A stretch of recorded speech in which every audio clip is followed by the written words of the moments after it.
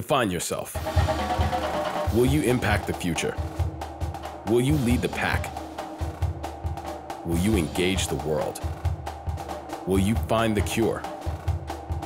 Will you be the hope? So, will you? Come see how St. John students are changing the world every day. Visit us today.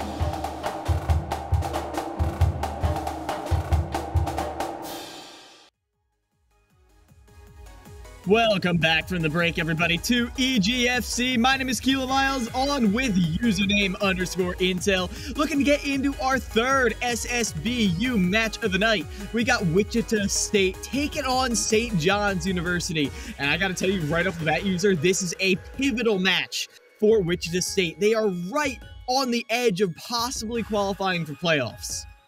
And I mean, there's nothing more that you want than to qualify for playoffs. And honestly, it's been a big way coming up to this, so I'm not going to be too surprised if out of the gate we already see some top players starting to get prepared and moving in. But more than anything, tonight's going to be very exciting. And, you know, since this is going to be a match that defines playoffs or who goes into it, how close are they? What is the differential map?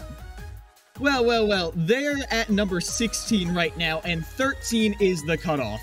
So if they're not guaranteed to get in if they win, but if they win and someone right above them lose, well, you do the math. Flip-flop, and then you have a chance to play with the best teams in the EGFC in the playoffs. So Wichita State, a lot to fight for right here, if I am reading this correctly, but, well, St. John's not going to make it easy. They're already coming out. We got the Toon Link versus the, not Lucina, but rather one of my favorite characters, Bylith, already just looking to jump around. Always going to be my favorite part of the game, is waiting to see who's going to get those first hits in, but it does seem like Bootleg is starting to get a bit more control. Yeah, Schuppel is having a tough time getting in. They keep getting pushed in the corner over and over again, and even though Bootleg doesn't always hit them, that time Schuppel is actually getting in on them. The landing there does actually put Bootleg on a bit of a back foot, but they're able to get around that initial trapping. Look at this. Always love to see when the young links come out. Even though this one is extremely floaty compared to its counterparts, I mean, it's just going to be as strong running in, maybe knocked back a little. But I'm enjoying seeing them throw the bombs, though it's not good being caught out by that arrow. Woohoo! Confirming into that down air right there to send Bootleg up to the top. Schuppel, after being down initially, has found a 40% lead right now. Looking to extend that into a kill if possible. One of these projectiles could connect. They're fishing for the Zair as well. Just paying a lot of attention. It's going to be that one small mistake, and though they land the parry, the bomb is there to finish it off, but Bootleg is still prepared to survive everything. You gotta be giving them props because the grab is good, and, well, it's going close, but not just yet. The fact that that bomb just bounces around on top of shield is such a good tool for mixing people up, as the back air doesn't quite kill yet. 2 bombs, but in that smoke screen, it is going to be Schuppel to get the hit, get the ledge trapping going. The up B whiffs, an opportunity for Schuppel to finish the stock now. And the up B, is that going to do it? Yes, it is. They are going absolutely the extra step. Normally these players are not as cautious. Something in the air is absolutely starting to take control over them, as Bootleg finding that pace, looking for that opening thread. Maybe caught up by the bomb on the side of the edge, but is it really gonna matter? You're at low percentage, and look at that. Get close to taking out the Toon Link, but it just seems the shields are a little bit too fast to predict. They certainly are, is now Bylith is not usually one who struggles to kill like this, but at this high percent, most of your confirms will not work. You're looking for a raw hit in neutral, and with the way Schuppel is playing, I'm not sure how likely that is to come out. Finally, you do find one, though.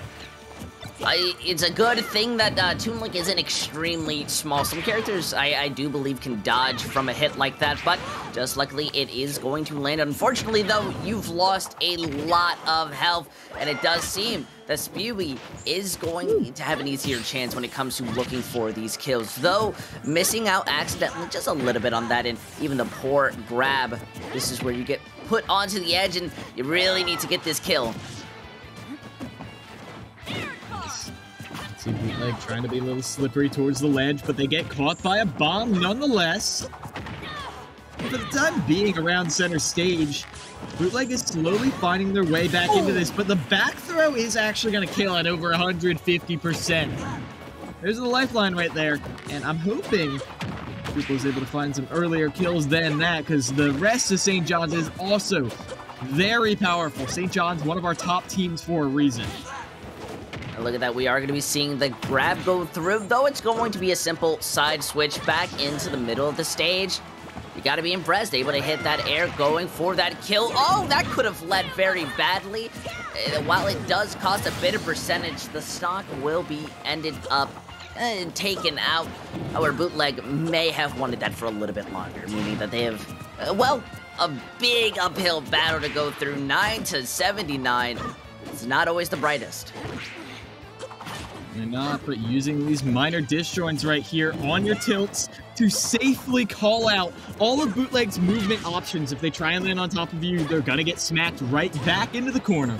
The grab, though, gives an opportunity right there. Go for the ledge trump, not gonna connect right here. Bootleg is in position to get a big reversal right here. If Shuple gets caught by the wrong hitbox or the wrong move, they might just be dead. Oh, they're both being extremely careful. The bombs, making sure that at least the miss could be some sort of distraction. That's all of the hypotheticals as we see the grab go through. Going to be able to knock, looking to finish this off in the air, but the bomb giving a bit more space to be able to land. It's incredibly scary. One powerful hit, and this is over. The back throw is not going to help. Yeah, not in this case. For the time being, you can see this is getting kind of dicey right here. One strong hit, those tippers, oh my gosh, every single time. They even do shield damage. I'm getting scared. You throw out that arrow just to make sure Shuple respects you, but that devastating low angle will finish off Bootleg's stock right there. Shuple, after almost getting clutched on, brings it back and puts some points on the board for Wichita State. Man, I'm way too used to seeing Adult Link and Young Link being played that it's almost jarring to see the Toon Link go in. They are so incredibly fast and floaty, as well as the utility that it has feels very similar, yet so different, at least just in the viewing. But you know, you've seen a lot of these Young Link players. What is this comparison, especially going up against the Bootleg right now? Well, you called it out the most. It's the floatiest, it's the aerial mix-ups that Shuple really has. The ability to throw out multiple projectiles in one jump. We saw a couple times they were recovering and they throw out like 3 bombs on their way back. Like, Shuple just has access to so many tools wherever they're in the air. However, they're a lot stubbier, they're a lot slower than the other Links, and that can be a little bit of a detriment. That is true. It removes a lot of the mix-up options and ideas that the other ones come in, but I gotta say, having the ability just to stay a little bit higher into the air, I definitely like it. It messed up with how Bootleg really wanted to take that fight. And you said it perfectly during the middle of it. Byleth is one of those characters has such an easy time when it comes to confirming the kill, but against a character who spends most of their time being away from you and yet has so many options to engage, is kind of those jumps like what we saw Bootleg doing really the only option? In general, I feel like the jump call out with the up B from Bootleg could be the main thing. Because like I said, Toon Link in general does like to jump up, throw out those projectiles a lot, and I have to applaud Shuple in this case for not overusing your floaty jumps. Because while they are nice, giving you a lot of versatility for what you can decide to do in the air, they can get kind of predictable. And against a character with an anti-air like that up B out of shield conforming into so many different kills, it's very important to make sure you continuously use your ground game as much as you can. We saw those tilts come out a lot. We'll see how those continue to play into this as we go on the battlefield. Already looking just to throw themselves around. Bootleg making the first engagements, wanting to be the person who leads this fight. We do see Shu being a little bit more cautious. He's just trying to see what's going on, but may not have the glasses to be able to notice. But eventually, look at that, bootleg is going to be caught out, and the percentage at least is going to be even. But they're not playing as aggressive as before against each other. Woo! The vacuum in the end sucks up bootleg, and they get sucked up into the vortex again. Able to uppy safely back to stage, but at the moment, still Shuple taking the initial lead. Not getting the correct follow-up right there after the Nair as well. That landing hitbox not really paying off as bootleg would have hoped. But that time they shield all the way through, and they wait. They spot dodge right there? I'm not sure, but either way, they get the connection. Either way, that was just really beautiful patience right there. Even grabbing the bomb, throwing it, drop. I mean, that's something Shubai has to pay a lot of attention to, and I really think you need to put your main focus when it comes to bootleg. Not just throwing out moves anymore, is playing very, not patient, but hesitant, making sure that their lands are moving. Now, though, being back onto the stage, it looks like they're going to have a bigger difficulty when it comes to engaging in. But look at that. It's always going to be the sword swipes that do the best. Yes, you can see. Oh, they went for that up B out of shield right there, but it's not going to grab. And now, seeing that up B on the ground, that is going to be bootleg getting a clean F smash to finish off Shuple's first stock right there. Bootleg in the lead for the first time. We're going to be, look at that, knocking their opponent far back, but I mean, that's never the part you have to worry about. It's making sure that they can't get on the stage. Byleth always going to be able to just recover. However, emotionally, I don't think very well from that. At least I was hurt from it. Ooh. And these bombs dropping on shield are such a menace when it comes to trying to survive against this character. The fact that they bounce around like the other length, landing with a dare on top of your shield. The walking shields? Wait, hold up. Everyone talks about how walking is an optimal movement option for dealing with projectiles, and no one actually does it. So I love to see bootleg actually doing that. And I tell you, very hesitant, making sure whatever option they do does not lead into Shuple's own attacks, but it's not always going to work. Getting hit by the boomerang, now back on to the edge. These bombs, while not able to land, try to take you out. Seems bootleg's not going to be able to do very much of the same. Still though, Shuple taking full control when it comes to this fight. Yeah, calling out that landing on the platform, goes for the ledge trump, but does not actually hit ledge, tries to call it a neutral get up instead. Oh, both these players sitting in shield, they're scared. That one had a broken shield right there, but instead the beautiful parry saves Shuple's stock, potentially. The mana bomb going out is going to make me sneeze just seeing the miss. Kind of two bombs at once on this edge have been just continuous, and Shuple really just wants to look for this. But look at this, bootleg is very determined to stay up, grabs the bomb, looking to throw it back, once again being traded into the grab, but, well, it's eventually just going to be throwing out. Bootleg is still, though, been alive for a considerable amount of time, and Shuple looks like they're the ones who's going to be losing the stock, possibly. Oh. Beautiful drop down up B right there, calling out the fact that Shuple's going a little high to avoid whatever bootleg was planning, as now Shuple is looking to even this up with the ledge trap. Not catching the get up though. We just see the bombs continuing to be thrown, but oh no! That does hit ledge. I was wondering why they were going for that earlier. I wonder why it didn't hit the first time. Gotta be that slight hitbox difference, you know, sometimes you gotta be a little closer, sometimes you gotta be a little farther. It's very precise movement, but bootleg is living up to what I just said very perfectly, until Shuple's able to come back in, start throwing out the boomerangs, but they're not taking this lead anymore. They aren't really in the percentage safety, and I gotta admit, bootleg is starting to hit a lot more of their stronger attacks. Yeah, they certainly are. Well, Shield's dangerously low after that down air.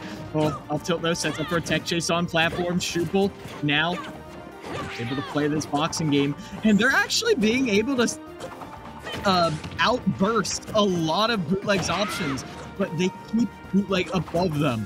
The only real landing mix-up bootleg has been going for is nair or down air. So, Shuple has been able to capitalize thus far. Dash back on shield is going to be punished. Now you have to recover. Ooh, gotta be careful if you're not able to break it. There's no reason sometimes.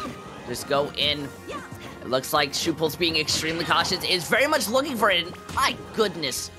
The range going to be able to take it. The bomb putting up some smoke, not able to see. Maybe you need to clean out your glasses as you're able to get back freely. But this is way too much on the screen for them to be able to break through. Oh, that down smash right there, not going to connect to it. But the fact that Bootleg is going for it, they want this game to be over. Especially as you're constantly being pressured by these killing up Bs, up airs. Nothing's going to finish you off quite yet, but look at this ledge trapping right there. The bomb's juggling, but it's eventually the forward tilt that finishes them off. Shupul with the 2-0, putting the points on the board for Wichita State. My goodness, if this is only the first match, I am absolutely stressed to see how the rest of these matches are going to go. It really went down to just seeing, you know, what you're used to, what you're doing. And I mean, Shupul wasn't always doing that, so I guess it could be considered a little bit unpredictable. But after the, you know, the first time you get killed with, I feel maybe a bit more precautions needed. I don't know. Did you see how often the bombs are just completely covering up the ledge? Oh, they got a nice read right there. Bootleg tried to go for an option immediately off of the ledge, but Shupul was already too fast. The bomb ledge trapping, though, using them as a smoke screen. Nice. Ooh, nice spike as well. Reverse up B. I mean, every single time Bootleg is on ledge. Bootleg's bad. It's like a tongue twister. Bootleg battling bountiful bouncy bombs. Like, they are just consistently dealing with constant pressure, but then it's never the bombs that are actually the finisher right there. Look, double bomb goes up, you cannot see the ledge at all, and then while you're distracted with all this mayhem above you, he just casually strolls up and knocks you straight off. In a game with not that much visual clutter, it's so minimal. I'm not even used to it. Even I kind of got caught off guard, and I've seen games like Overwatch. Regardless, Wichita State have done an amazing job of just slowly steadying the pace. They're still going to need a lot more coming out of themselves if they want to keep this up. I mean, St. John's, they've gone up against some very strong teams, and they've taken maps. Oh, they've done more than taken maps. If you all don't know, if you're new to the EGFC, St. John's, number 6. Tied with a couple other schools in terms of wins, but 11-4 is nothing to scoff at whatsoever. St. John's has been tremendously consistent throughout the season. That's why they've guaranteed themselves a very high seed in the playoffs. And should there be some upsets, let's say over Mississippi State or something like that, then with a high enough match differential, St. John's could climb even higher in that seeding. My goodness.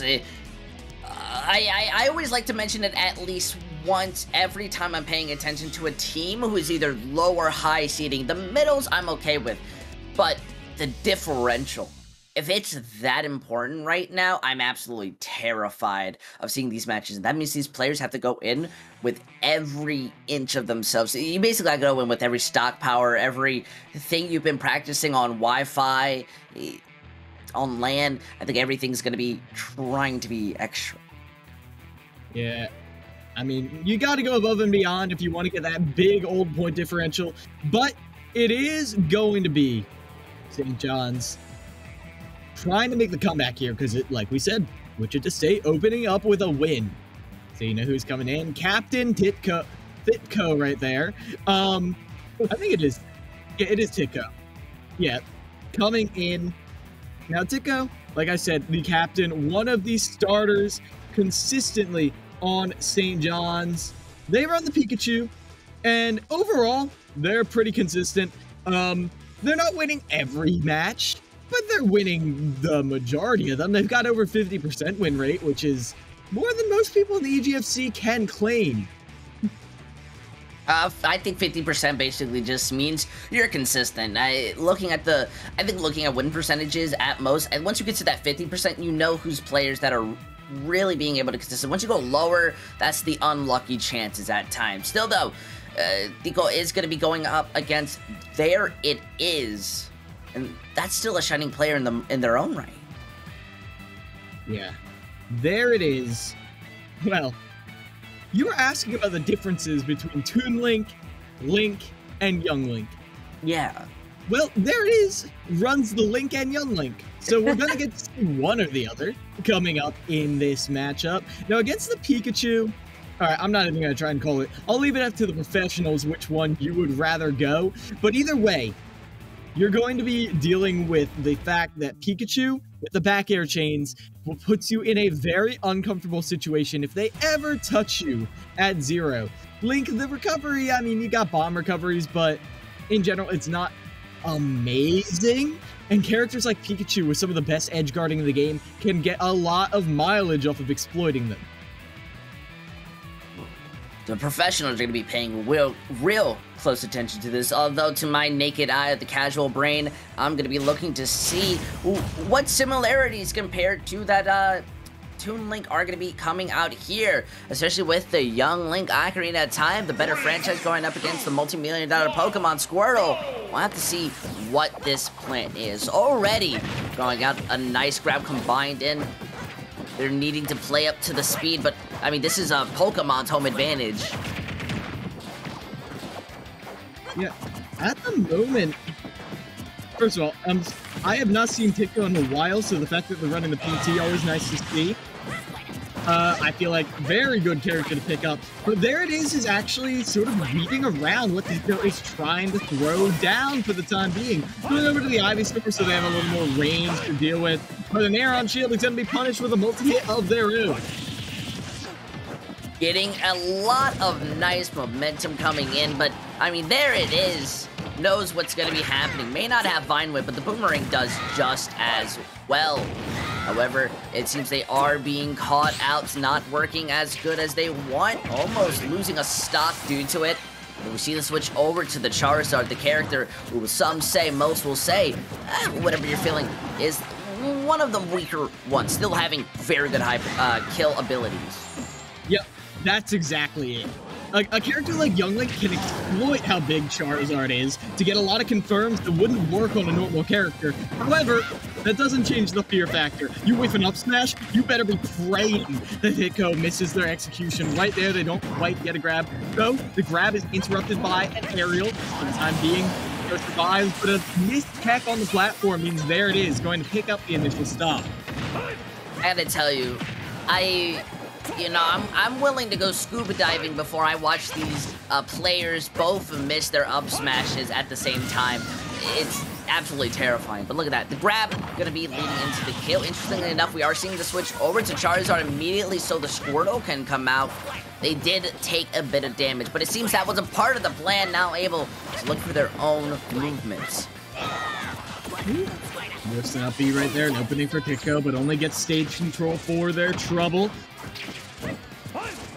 And see, there it is, pushing for a lot of these landing airs, hoping to confirm that into one of Young Link's longer strings.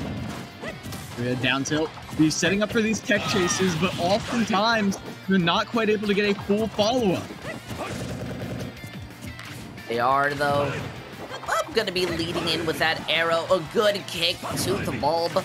And that bomb perfectly placed. The force onto the Charizard. It's not going to be the most satisfying thing we'll see all day. But on the bright side, look at that. You're now taking control of this edge.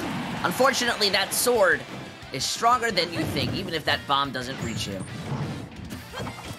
You can see there it is, struggling to find this kill, but one bomb arrow.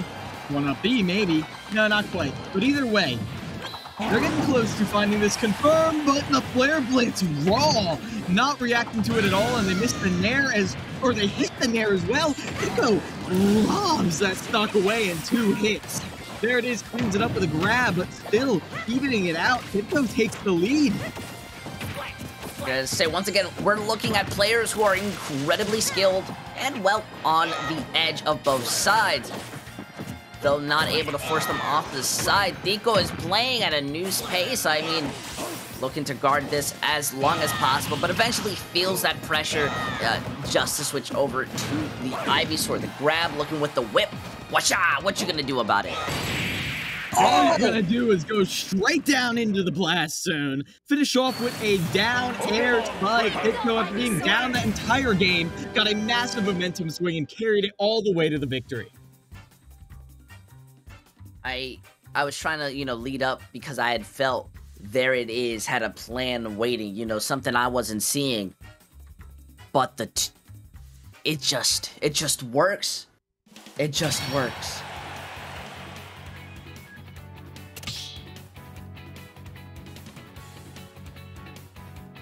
Quite honestly, I think I'm starting to see those big differences, especially when it comes into player itself style. There It Is. I gotta say, did a really amazing job against Deco. But I feel Deco had some, not a blaring issue, but something that kind of gave There It Is a little bit of that edge. Could you put your tongue on it, finger? Yeah, I'll give it a taste. I think There It Is was just a little bit cleaner in the beginning, a little more comfortable with finding the low percent openings. But Deco was just a little bit more lethal, if that makes sense to you. Like,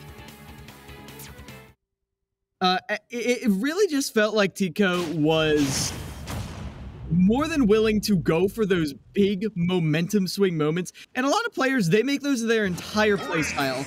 Tico does not do that.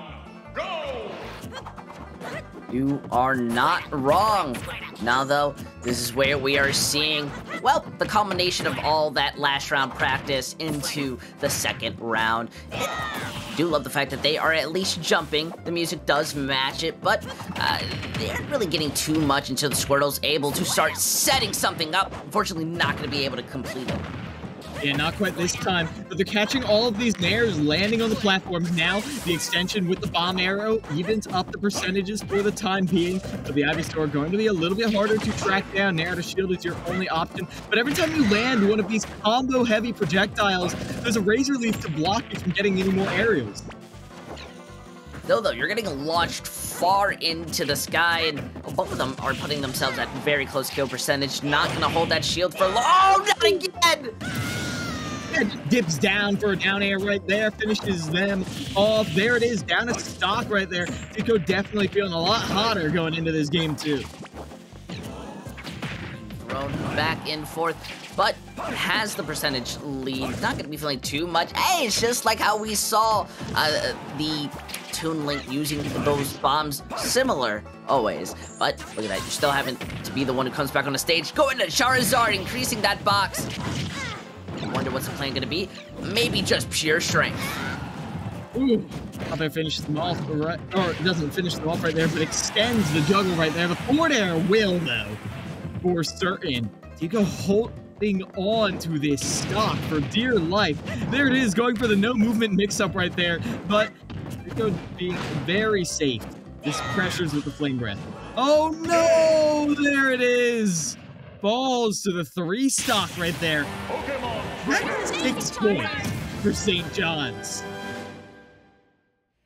I gotta say, more than just the fact that 6 points, that's something St. John's definitely needed, and a scary confidence booster when it comes down to Deco. I mean, as much as I was looking at them into the last match, I think their shining points are looking a lot better. They just feel as if they have just played through 1,000 matches and now they are fully awakened. Woo. Up till into forward air right there. Like I said, Titco is just a little more lethal. Like, that was an SD. It was unfortunate. There it is. I would have liked to see a little bit more, but it just felt like, even though in the neutral, oh, they're going back and forth, once it came to finding the kills, Titco was so consistent. And not just finding the strong hits, but getting the confirms, using a weak hit to pop them up right into an aerial. Now you got, I'm gonna be the one who's sitting here more wondering how is this third match gonna go up, because St. John's have just quite literally thrown themselves into the field. And well, Wichita State, as well as they've won the first one, it wasn't by any significant lead. And I think this is showing why it's really important to go in with all your might and use a round or two solely for adapting, because St. John's, they're now controlling how this game is going to go. They're in the lead. Yeah, using a round for adapting is always a huge thing. I feel like that is what we saw with Titko right there. I don't want to call it just information gathering, but they were just getting warmed up on their character while also gathering information, and then they deployed in game 2, obliterating. There it is. Every single time they tried to, you know, slow the pace of the game down, play a little safer, try to pressure with, you know, landing aerials that maybe you can't punish. No. Titko is ready with the up tilts, with the up smashes, anything they can find to disrupt your offensive gameplay and then replace it with their own. It's going to be something that comes down to if Wichita, more than anything, can do the same. Take all the information from that last round and bringing it into the next one. Can you kind of adapt and start to breathe in? More than anything, it's what we're gonna have to see after the button check. However, that I said first round that if that was the first, then I was scared to see the next. I'm even more scared to see the rest of these rounds. Yes. Now we've got some, well, we got a top-tier matchup coming on around here, depending on who you ask. We got N-City running the Palutena. Now, N-City has been pretty consistent for the roster, but they have, again, struggled at times with being just rushed down again and again and again, but they're going to be going up against Playmakers ZSS. And if they live up to the name, I'm excited, because you know I love those explosive players who come in and they just make stocks look like they're made of sand. There are too many players. I think we need to lower it down. We need each of these players to go up ahead of each other and just kind of iron it in, and that's solely from the fact that it drives my heart insane every time to be able to see them. And well, maybe we'll be able to get it out today. Palutena versus Zero Suit Samus. Yeah, immediately, you know, Palutena fishing for that nair. Neutral air sets up for so many of Palutena's combos at low percent, and ZSS doesn't really have a way to get around it. So you're just going to be spacing around, going for playstyle based mostly around these stray hits, but you get helped by that nair. Oh, very, very good DI to avoid that spike right there. Terrifying if you're N-City, though. Ooh, being thrown like a actual ball, seeing as Playmaker still kind of controlling out this fight.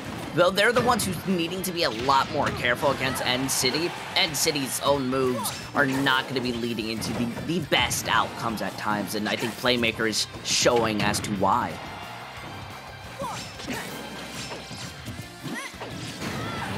Ooh, but catching a whiff dash attack with the side B right there. Good use of the range that ZSS provides, but not quite enough vertical range to avoid that up B. Flip kick punished with the up smash. Gotta admit, people are always gonna be looking at that. I know I am. Or that's just the Palutena way when it comes to the kill. Playmaker, though, is going to just, you know, wipe off all the dust, come back in, and manage to even this up. So we're back into this fight of just low percentage versus low percentage. However, I'm just amazed. Playmaker's always just moving in, never trying to just stop. And I gotta say, I love to see it, even if N-City's looking for those shields. They're the one who's having to react more than figure out how they want to engage. As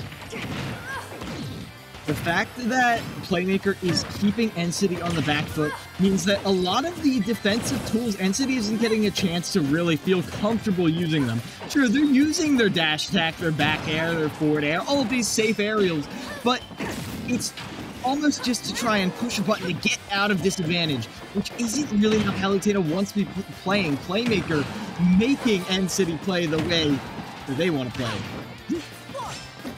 They are going to be able to get back on without, well, little to no issues. However, I still think the threat of that grab being thrown in may not lead into the kill, but you're still having to be incredibly careful because the legs are the most powerful thing in this game. Yep, scooping up with that up B right there. N-City going to be taken down, and they know. Sitting on that Angel platform, they know this is such a pivotal stock for them.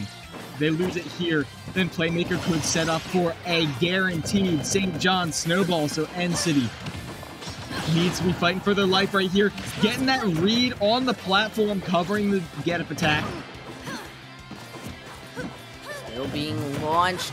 Playmaker wants to keep this stock up to help St. John's continue the lead, but N-City is just looking to be patient, hoping to just force you to just walk in or even catch you a little bit off guard. Much as Playmaker is allowing you to, or really not able to stop you getting back on the stage, you are still going to get grabbed, and while the stun gun, while it's slow, it's the legs that'll help lead into the kill. Yeah, that was clean right there. Playmaker doing an excellent job of weaving in tomahawks with their regular shield pressure, consistently getting this tether grab to punish Playmaker, and then as soon as to punish N-City. And then as soon as Playmaker lands one of these neutral airs, it's either into the flip kick at low percents or into the back air at high.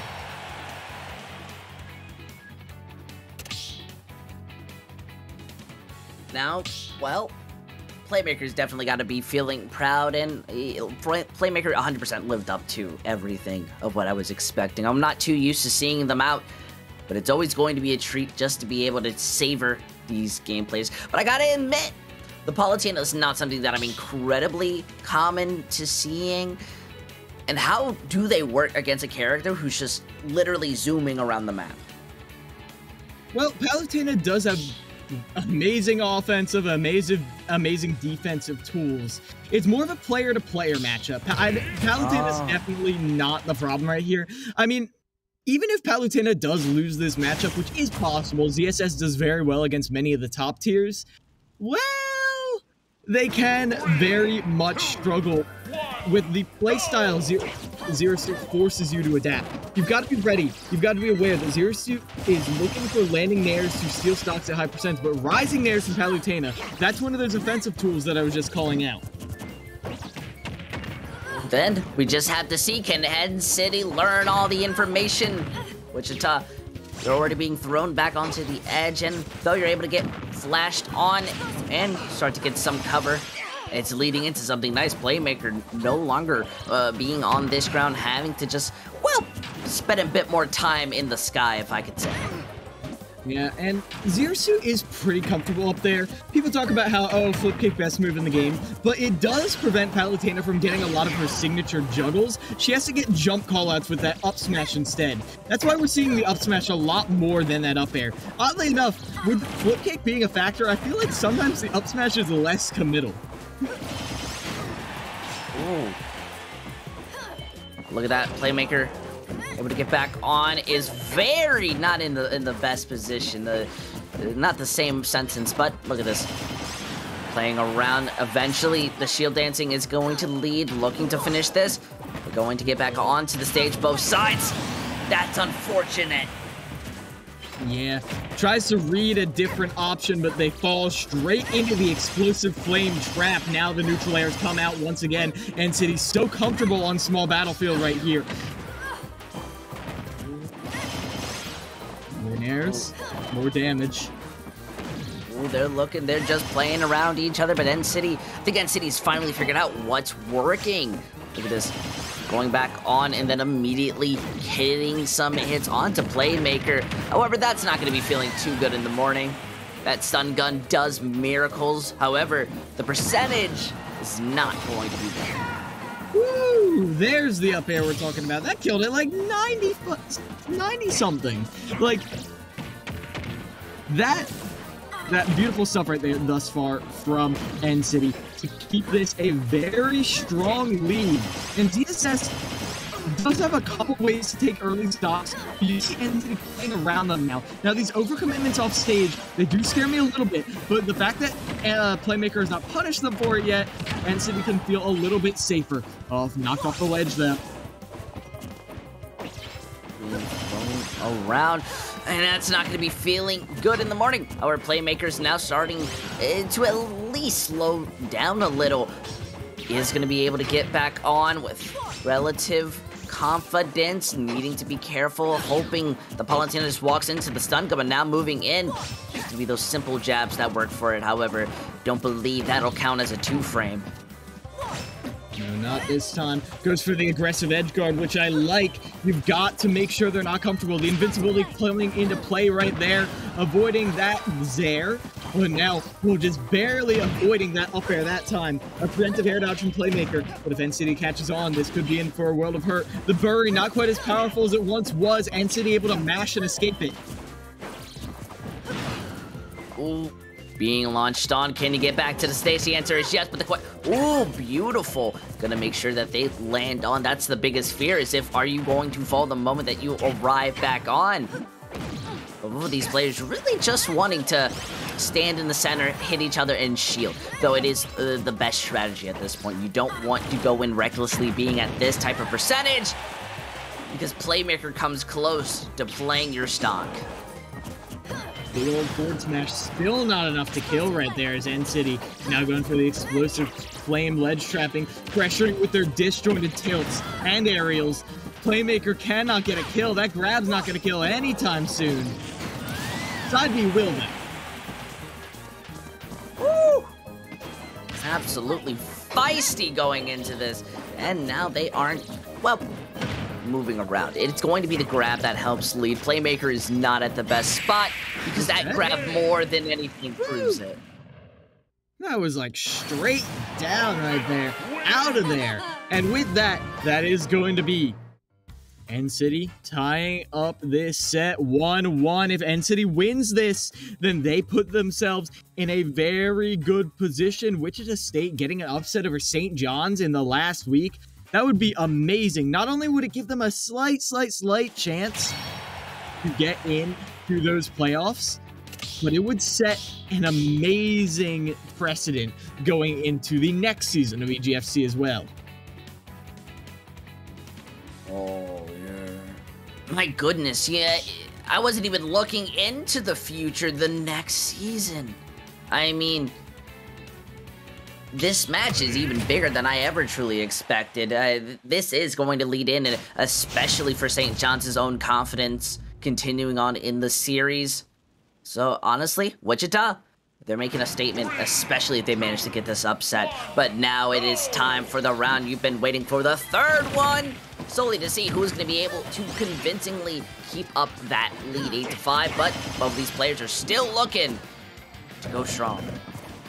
And speaking of convincingly, NCity has picked up the pace. It feels like they're playing in 2x speed. They're so much more confident, so much faster now against Playmaker. And Playmaker is still the same amazing player we saw in Game 1, but it's any less powerful as there. Side B resets the situation for now. It's a little bit too short in the end, not going to land, but you're absolutely right when it comes down to speed. If there's anything that I'll notice, it is how fast these players are wanting to go. And it's honestly just the confidence coming off of not only that last round, but the first one and how it worked. Though you are able to get back on Playmaker, you've got to retake that momentum. You got to take the atmosphere, because look at this. They are going hand to hand with you as if this is martial arts. Being at these close percentages, the grab will help lead, going to kick, put you on the opposite side, but Playmaker is not able to get what they're looking out for. Yeah, not quite yet, but that grab gonna put Playmaker in a very unfortunate situation. The falling there, we've seen that miss time and time again, and that's on the interrupt the attempt at a tether recovery as well. NCity stuffing out all the Playmaker's attempts to get back to stage, and now they stack on some even more damage on the next stop. Able to just lead it in. My goodness, I wonder what is the lowest percentage that will ever be able to kill on, especially at that range. However, it seems 57. It's not going to be that answer. Palutena looking to get back out. Oh, that was incredibly close, but the grab is basically going to make up for that mistake and help get the kill to tie it up once more. Yeah, reading that roll away and covering a bunch of different options, trying to get a follow-up off of that up smash, but not going to connect that time. NCity trying to use their tilts, the good spacing game. CSS has some range, but Palutena is more consistent with all of the aerials being pretty disjointed. Is there, you get the back air, put them off stage. Do they have a jump? Oh, forced to flip kick. Oh, now you've got to get off ledge. Well, Playmaker can at least feel thankful for having the chance to be back on top of the stage rather than below it. But at 123, that shield just comes out nearly enough to be able to help.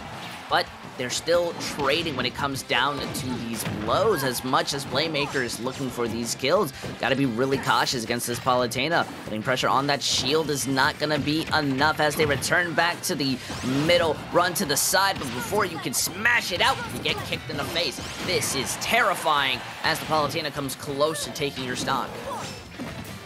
Oh, now teleporting all the way back up, using the teleport cancel again to retake center stage. And City looking very smooth, but Playmaker is refusing to cede this stock. Finally gets caught by just the tip of the spear of the explosive flame. Playmaker now on what is their last stock to make a comeback, but the Nairs might just rob them of it immediately. And City's so clean. It's incredible. You'll never know what's going to be happening as we see Playmaker now wanting to keep it up, but is just paying more attention to what their opponent is doing, and that's how you see them immediately stop them before they can get up. Calling out that jump from ledge hard right there. And now Playmaker, like I said, ZSS has tools. Nair flip kick, we saw it once before. Could it be the turnaround that could immediately take away NCity stock? But to see as they get these Nair trains going already, the pressure, the grab, all putting you towards the ledge right there. You know, NCity's playing a little bit scared, but now they're getting back that momentum that they had previously, the explosive flame resetting the situation. But the shield has just been helping out so much when it comes to this match, more than I've ever seen. Not going to be able to stop in those wings. There's no Red Bull. It's not going to be helping too much, but we return back into this fight in the air. As NCity gets the grab, throws you into the ground. Can't help it out. But at 138, oh no! One mistake at the ledge right here, and the lingering down tilt will be that mistake.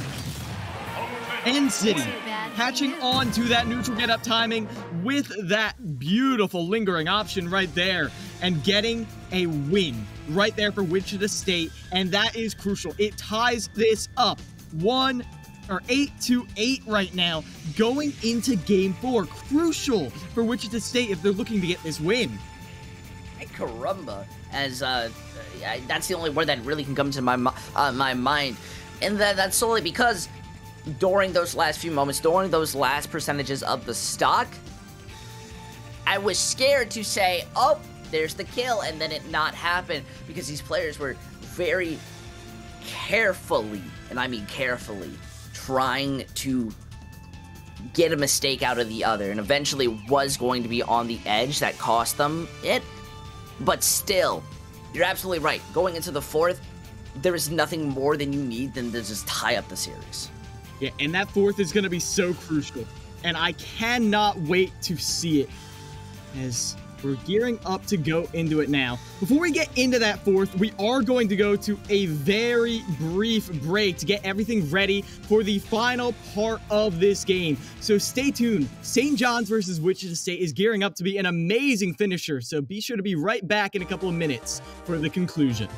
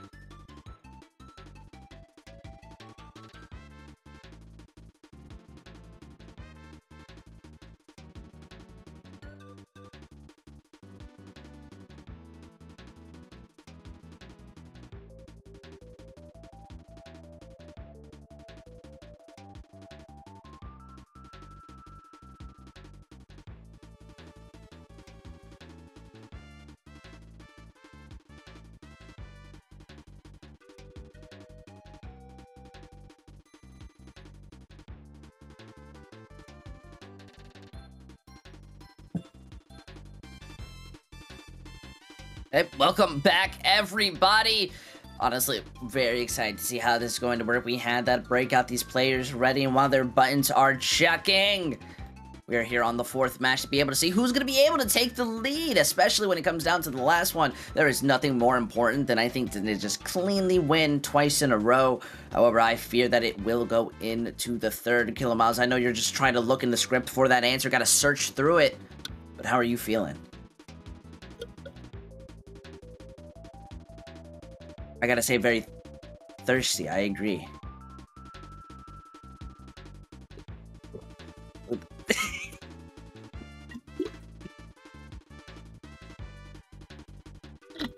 I gotta respect that, Kilomiles. I gotta say, I definitely agree. Absolutely thirsty for the next round, especially going out with the players. I think that we're gonna be seeing a lot of even closer and maybe a bit more flashy styles than before, but it seems that just doesn't stop coming here, Kilo. It's just drenching out into this world. And with the first map being onto PS2, it's going to be fairly even. It's going to be going down to those player matchups and their own talents and how they're wanting to figure it out. So with Greninja being up against Joker, aren't they both aerial comboers? I mean, that's like a really bad term to say it, but isn't that kind of what they shine on? Indubitably. We are going to be noticing, look at that Joker already looking to toss their opponents high into... Oh, Kilo? Look at that. We are maybe having some technical difficulties with our homie Kilo, so just enjoy as get that under cover. Joker is going to be able to launch them this. And oh look, Wi-Fi technical difficulties. That works to the bright side because we're going to be able to get Kilo issues back in here while they have fun and they play their match. So maybe we'll get some PNG tubers in here and have them going head to head against each other. Look at that, Kilomouse had no idea that we were live, just drinking his water, enjoying his day. No, he's gotta awkwardly smile while he figures things out. Yeah, but everybody, be ready. We're gonna go to a break. We will be right back when the matches and such is all fixed up.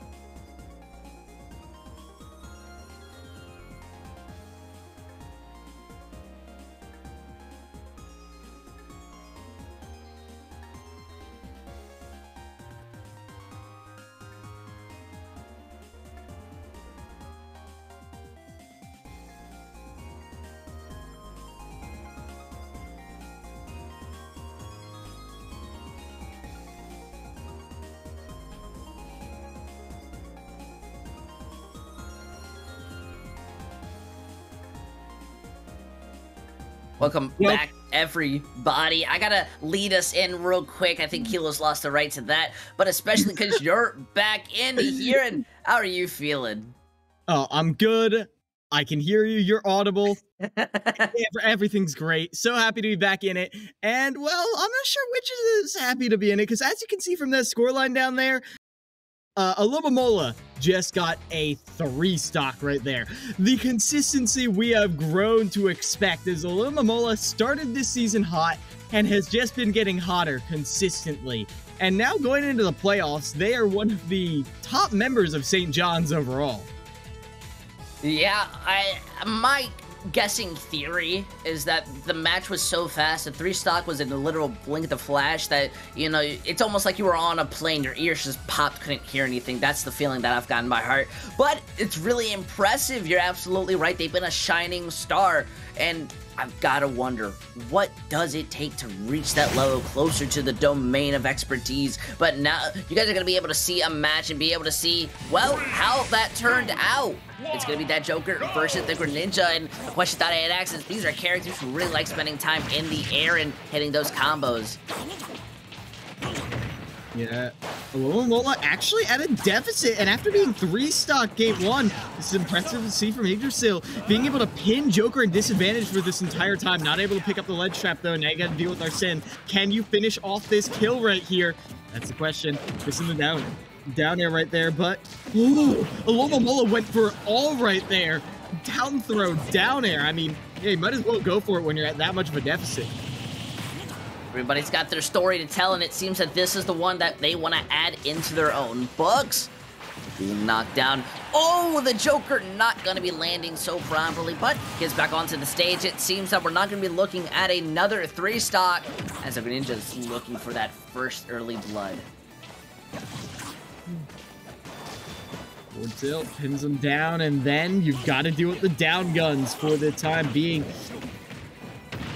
And multi-hit gonna feed the Arsene meter a little bit more, but Yggdrasil doing a fantastic job beating out the EHA right there to get the approach on Alumamola. I agree, and look at that. Side B's gonna be able to catch the Greninja off onside, but look at this. Both different anime characters in their own right. Well, more of the meme. Greninja's going to be able to freely get back on, but we're starting to see, I think, what makes the Joker so good and how those 3 stocks originally came, because now Greninja's getting back on, but you're forced on to defensive. You don't even get a hit in, and you're already forced off the stage.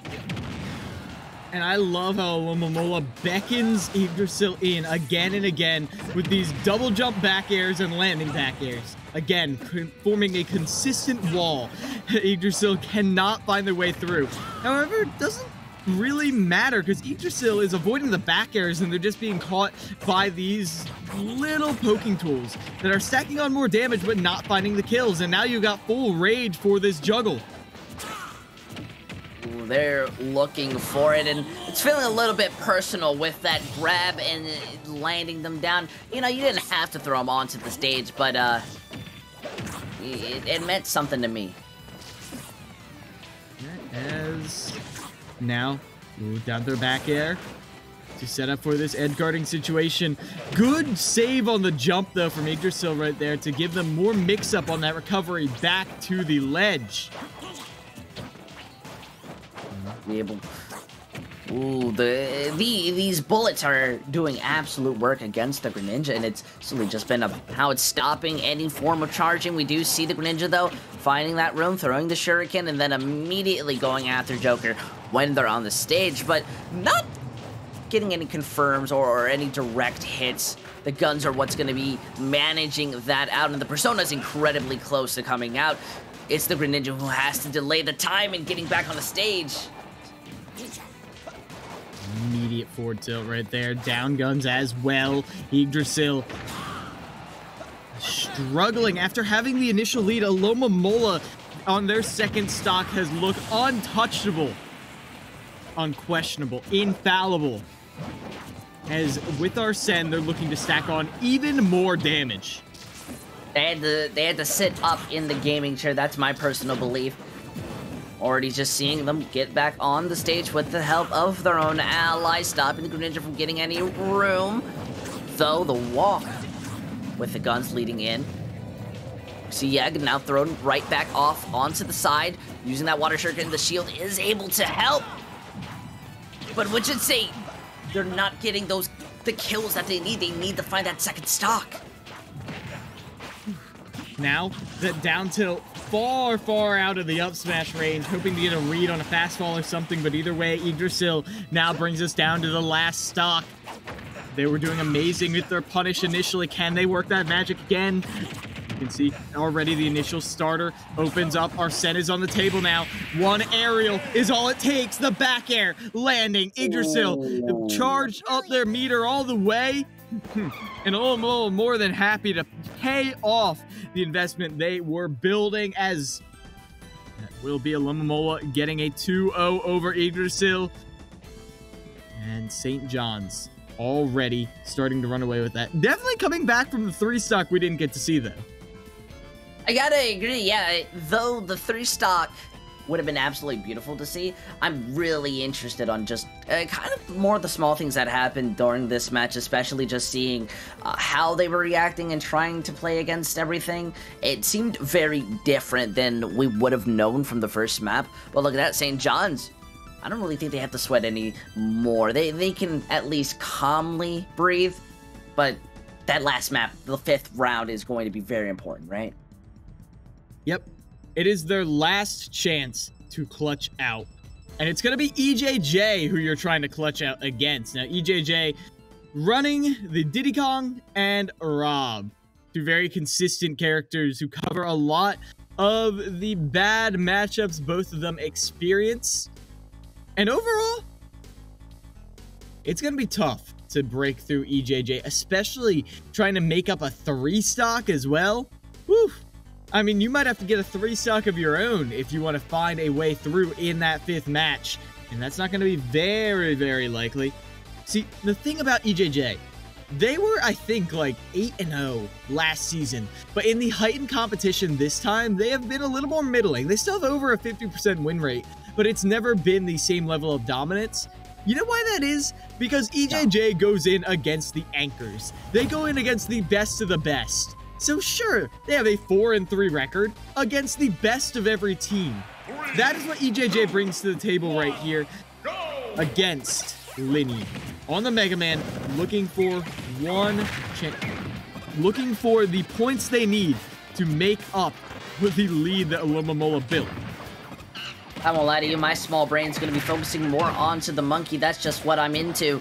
But the Mega Man's always going to be a shining star. The bananas are helping as you're being thrown off to the side. You're able to land your own bomb, but it trades at that last second. The Leaf Shield's not even going to be able to help protect you in those moments. Goes for an aggressive option off the ledge, and EJJ is ready to punish it right there. Linny at the moment unable to lay a finger on the Diddy Kong. As, look at this, using Diddy's full hop and fastball mix-ups to just obliterate anything Linny wants to do off of the ledge. This is clean, textbook Diddy Kong gameplay.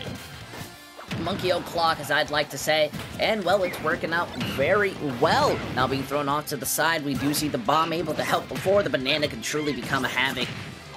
But EJJ just goes with the grab and then looks for it, but then gets hit. It's gonna shield, try to wait it out. Eventually does help. But EJJ still has full control of how this is going to work. Linny does want to look for that guard, but unfortunately, it's not gonna help. Yeah, down tilt up smash right there. EJJ hanging out in the corner because you know the monkey flip is going to get you out of jail any single time. As the Z drop banana opens up a whole world of pain for the Mega Man. Now caught with the saw blade in hand.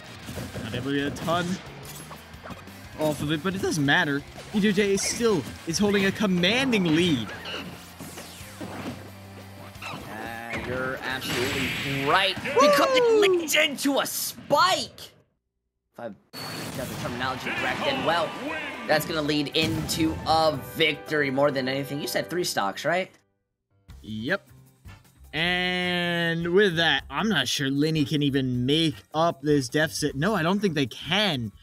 Brutal Executioner's Blade coming down from EJJ, finishing off any hope that Wichita State was having of getting that upset.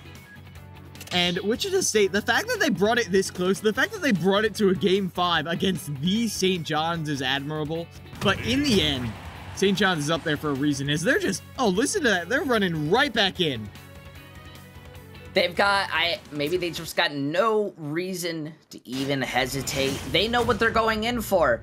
And even if there is a very little chance, St. John's, they still want to put on a good show for this match. Wichita, it's all up to you, Lenny. What can you do? Throwing out, playing against that banana is always going to be at least my favorite game show, but using that leaf shield, stopping, and this poor monkey. Oh, what an early kill! Yeah, and Lenny having a little bit of a light show celebration, but you can't breathe too easy yet. You remember how easily EJJ cleaned up those initial stocks? Look just like that. Just like that. So, see if they're able to get that again. As you can see, Lenny playing their lead, playing it slow. And toss out a shield, though, is going to punish them. They get the parry into the banana toss, but the fact that EJJ got clipped by the leaf shield meant they couldn't get a full punish off of it. Lenny holds onto their stock for the time being, as the sticky grenade gets them off of the ledge. Look at this, now they're moving through. That bomb is going to stick, but oh, the trade with it at that last possible second was beautiful. Shield has to be thrown, but it helps get rid of that banana. However, look at that. EJJ is going in with a vengeance. Whew. Yeah, finishing off that stock, Lenny holds a slight lead right now over EJJ, but that monkey flip to center into immediate banana toss is a burst option that Lenny has not been ready for. When they're in a corner, you don't expect a burst option to come from center as they get that down throw down air again. That time Lenny was ready with that up B, but is it enough? Still barely just keeping it even, but EJJ is fighting so much mileage right there. The shield pressure with the leaf shield is not enough. The extension with the banana peel puts EJJ in the lead. Can they get this stock finish right there? No, monkey flip puts them off stage. What they're just looking for regardless. See, as the shield gets thrown, unfortunately, it's not going to help too much as you get kicked off the side. Seems EJJ is very angry losing that stock early. But bomb's going to help them get back on. They're still both at very, very close to a kill percentage. The banana taking the true damage, the true MVP in my eyes. Though, we do see the leaf shield now coming in, thrown to the opposite side. A little bit of an emote? Question mark? No, they tried to pull a banana, but they forgot it was already on the ground. Either way, though, Lenny is still going to meet their demise after that confirm connects. Now, trying to get off the ledge, the monkey flip has been the key movement tool that has tripped up Lenny consistently, bringing it down to last stock after getting 3 stocked in such dominant fashion. Amazing stuff by Lenny, but is it enough? Is it enough to keep yourself in this set? Showing what your team is made of, you have to keep living up with it. Launching your opponent to the side, EJJ really is having some issues at breaking through. That leaf shield is doing so much work, especially with the banana being held. EJJ's own game plan is somewhat being broken. Yeah, like, obviously it's breaking Lenny's game plan too because they can only use B moves. However, it's still working wonders for them. They were able to hold advantage in neutral for a while. Immediate air dodge that time. Oh, you don't want to mess with that down air at all. But EJJ goes for it again. They're trying to get the same finisher they got last time, but Lenny is not going to let it happen. Banana throw into dash attack. It's getting dicey right now, user. Oh, it's dicey. I can feel the gambling issues coming back in. As the bomb doesn't land, the shield's able to take it. Lenny and 100 starting to keep up that pace. The banana onto the side. It's looking to be thrown, but it seems that the kick's going to be more than enough. Just a little bit too high. Not going to be reaching that poor monkey. But the bomb helps out so much. Throws it out. Who's going to be able to get it? They're both having issues closing this distance. I love that awareness right there. Goes for the down air. Is that overcommitment too much? No. Lenny is able to regain center stage now with the F smash. They regain it again. Oh, they get called out by the barrels though. Oh, on this platform. They try to pull the trigger. EJJ has the shield up and then they give them one right back in kind. After almost being clutched on, EJJ shows why they are one of the most consistent players on St. John's, winning that Game 5 and securing some pretty points for St. John's University in their victory over Wichita State. Got me sneezing out here, and that's just the power of the monkey. And, you know, honestly, I think as talented as EJJ is, would not have been the same if it wasn't a monkey. That's just my personal opinion. But St. John's doing a fantastic job when it comes to clearing out this game, and you're absolutely right when it comes down to it. EJJ has shown off that when it comes down to the end, you can always have a reliable player. Yeah, and I feel like Diddy is so reliable. I mean, it can be a little tough with Diddy Kong because, well, it's a character that, like, can require a lot of thought, a lot of mental energy to maintain that high level of play consistently. But EJJ just has their fundamentals down, and they just adjust the framing a little bit every single time. How do you apply those fundamentals in every single little matchup? You can see it looked like they were kind of getting the edge towards the end right there, but ultimately, Linny couldn't find the finisher. They tried. That up smash exchange on the platform scared me so much. But ultimately, it was going to be EJJ winning it out. And we're going to get an interview, not with EJJ, but with Playmaker, the ZSS from before. So don't go anywhere. EGFC will be right back.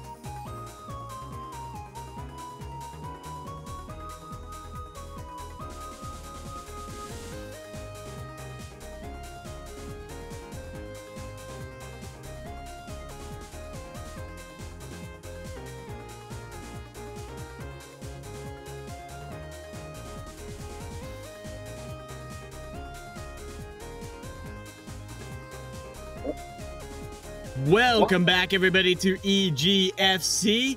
After their victory, we are here with Playmaker from St. John's. How you doing, Playmaker? I'm doing all right, guys. I hope you are, too. Thanks for having me. You were doing fantastic, especially after the show St. John's just put on, and you were a big part of that, coming in on the ZSS. Now, I saw you hadn't been playing that much, but from that performance, are you going to be on the starting roster going into the playoffs? I think I have to talk to my captain about that. I'm not entirely sure. Maybe. Can't promise anything, but I will be practicing for it in the event that I do, yeah. Good to hear. Oh, I agree, and I gotta say, what was the big kind of end goal when it came to St. John's coming in here? Obviously, it is always to win, but this match was very integral, so what was it like, not only coming in here, but kind of that end goal? I mean, obviously the end goal is just to win. Like, we don't really try to think too hard about that to begin with, but we kind of had an idea of what we were going against, the type of characters they were playing, and because of that, the type of playstyle that they might be going for. So we just kept that in our mind as we were going in and just tried to adapt based on that. So that was basically like the main thing that we wanted to focus on as we were getting into playing against Wichita. So yeah, there wasn't too much to it. It's just, we just sort of, played it by ear as we went along. Yeah, and hey, that sort of loose and fast playstyle paid off in a big way, but going into the playoffs, you're going to have a lot better idea of who you're going against. So is there any team in particular you're looking to get your hands on when you go into this playoff season? DePaul, probably. Yeah. I don't remember the last time we've played them, if we have. So we're definitely prepping up to take them on, and we're definitely going all in for it. We're going to do the practice, we're going to do the research, and we're just going to go hard. That's it. Yeah. Good to hear. Good to hear indeed. And now to wrap things up, just real quick, as the season comes to a close, is there any one or honestly anything, any achievements you want to shout out real quick that you're like really proud of from this season, whether it's a person or something your team accomplished? Honestly, just to start off, I'm very grateful that I'm even on the team to begin with. I never thought I'd even be able to jump in here and throw my hat in the ring and, you know, be able to see how well I do or even take games or anything. So I'm grateful to my captain and my teammates for that. I'm happy that we've been able to get into the playoffs also. Like, getting the wins that we have against certain schools has been amazing, very gratifying, satisfying, validating to know that we can get that far and we are good enough to do that. And just us being able to get as far as we have, both, you know, as a team and as friends, has really propelled us to getting where we are today. And I'm very grateful for that and my friends for that. That gratitude is always good to hear, and I can't wait to see how St. John's is going to be doing in the playoffs. But for now, Playmakers, thank you so much for coming on and joining us. No problem. Thank you guys. I hope you guys have a good night. We certainly will, because we are going to have more Smash coming up later, so stay tuned. But for now, this has been Official EGF, produced by House of 3000. I've been Keel Miles, this has been User Intel, and we'll be back with George Washington versus Fairfield in just a little bit.